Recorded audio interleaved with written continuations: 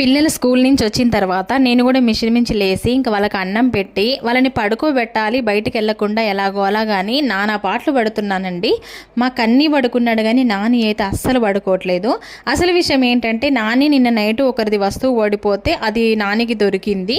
అంటే మా బయట రోడ్డు మీద ఉంటే అది దొరికింది. అది వాళ్ళకి ఇచ్చేదాకా నాని నైట్ 10:30 దాకా లోపలికి రాలేదు. అయితే ఈ వీడియో పెట్టినందుకు చాలామంది మంచి మంచి కామెంట్లు ఇచ్చారు. నానికి గుడ్ బేటా, మంచి పని చేసినావు బేటా అని మస్తు మంది చాలా మంచి కామెంట్స్ ఇచ్చారు. అయితే ఒక్కరు మాత్రం మంచి పని చేసినావు కానీ గొప్పలు చెప్పుకోవద్దని పెట్టారు. నిజం చెప్పండి, చిన్న పిల్లవాడికి ఇంత మంచి ఆలోచన రావడం అనేది ఎంతవరకు గ్రేటో చెప్పండి. చాలా గ్రేట్ కదా.